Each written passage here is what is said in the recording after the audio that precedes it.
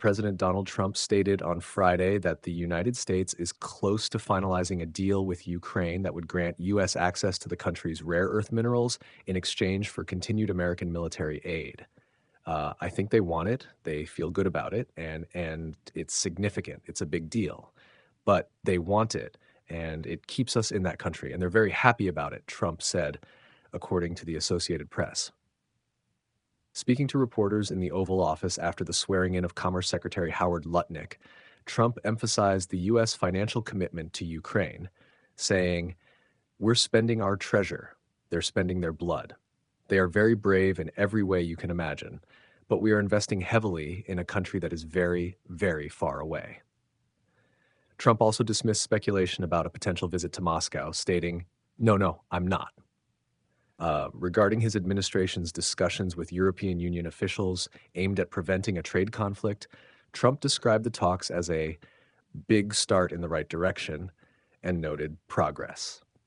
"The European Union wants to come back. They've treated us very badly, and now they want to lower their tariffs because we've been paying a fortune in tariffs," he said. When asked about Germany's upcoming election, Trump brushed off the question, simply stating, "I wish them luck. We've got our own problems." Mr. President, I want to ask you about this week, the Secretary spent 4 hours with the European Union trade representative.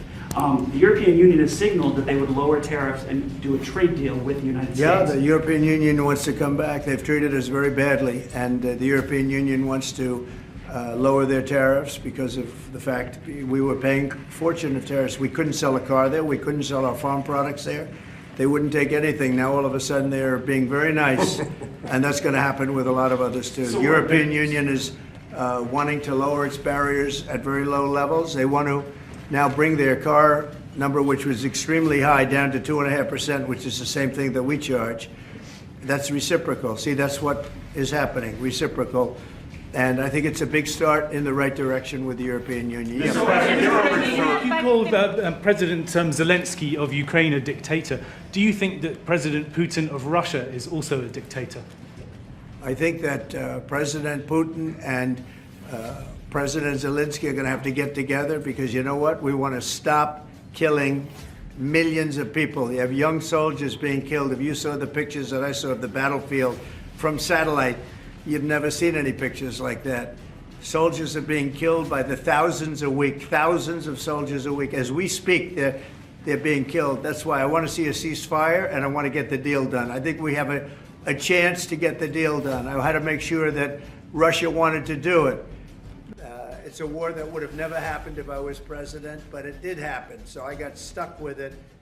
And we've put in 3 times more money. We're in for $300 billion. They're in for $100 billion.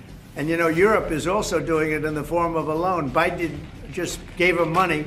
There was no loan, there was no security, there was no anything. So we're going to either sign a deal or there's going to be a lot of problems with them. So we're going to sign a deal to get security because we have to do that. We're spending our treasure. They're spending their blood. They are. And they're very brave in every way you can imagine. But we are spending our treasure on a country that's very, very far away. And it's okay, but we have to be treated the same as Europe is being treated. Europe gets their money back. Europe is basically giving nothing because they get it back in the form of a loan, and it's a guaranteed loan. We don't get our money back, and we're losing. I mean, we don't want to do that anymore, so we're signing an agreement, hopefully in the next fairly short period of time, that will assure us that we'll get $400 or $500 billion back. We're in there for $300 billion. Now, one other thing. Europe is at 100. We're at 300. We think it has to equalize. In other words, they have to come up with more money because it has a big effect in Europe. It doesn't have much of an effect on us because we have a big, beautiful ocean in between. Mr. President, are you going to Moscow? There's a report out of France that you're going to Moscow on May 9th. No, I'm not. To join President Putin. I'm not. And then if I could, sir, just ask you about How close are you to a minerals agreement with Ukraine, Mr. President? What? How close are you to striking a minerals deal? I think we're pretty Ukraine? close, yeah. I think they want it, and they feel good about it, and it's significant, it's a big deal.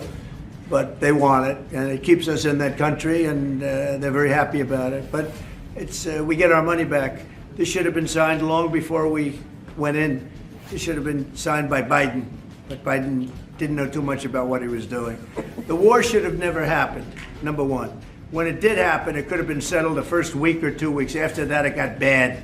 It got really bad. But it should have never happened, and it should have been settled, and it could have been settled very easily at the beginning. Now it's tougher, but we'll get it settled. Germany has elections on Sunday. What are your thoughts? What do you expect to happen in the elections on Sunday in Germany? Who has elections? Germany. Oh, Germany. I wish them luck. We got our own problems. Bye, everybody. Thank you very much. Thank you. Thank you, press. We got our own problems. Don't worry about Germany. All right, thank Ukrainian President Volodymyr Zelensky's list of allies in Washington appears to be shrinking as tensions over peace negotiations escalate. According to the New York Post, the already strained relationship between Zelensky and President Donald Trump has turned into open hostility this week. While the breakdown in relations between Washington and Kyiv may seem abrupt, a source familiar with White House discussions stated, "This is nothing new to me. I've been hearing for months that it's time for elections and new leadership." A second source close to Trump echoed this sentiment, suggesting that the best course of action for Zelensky and the world would be for him to leave for France immediately. Meanwhile, a White House official admitted to having a personal dislike for Zelensky, citing his crackdown on certain religious institutions.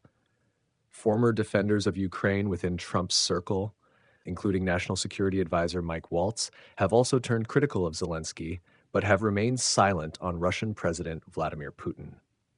Trump's recent statements indicate that he wants Ukraine to hold elections as soon as possible, and for Zelensky to be replaced by a leader more open to negotiations.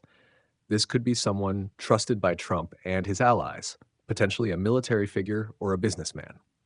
The publication noted that, despite the rising tensions, there is no clear candidate that Trump would prefer to replace Zelensky. Ukraine was scheduled to hold presidential elections last year, but they were postponed due to the state of martial law, which Zelensky declared on February 24, 2022, in response to the Russian invasion. According to Ukraine's constitution, elections cannot take place while martial law is in effect. Tensions between Trump and Zelensky date back to 2019, when Trump, then the 45th president, urged Zelensky to launch an investigation into the Biden family's ties to the Ukrainian natural gas company Burisma Holdings. The company had been paying Hunter Biden a salary of $1 million per year while his father, Joe Biden, was vice president and overseeing U.S. policy on Ukraine. Zelensky declined to open the investigation, but carefully managed the resulting controversy after a transcript of Trump's request was made public. He maintained that he felt no pressure from Trump during the call, even as congressional Democrats moved to impeach the president for allegedly abusing his power.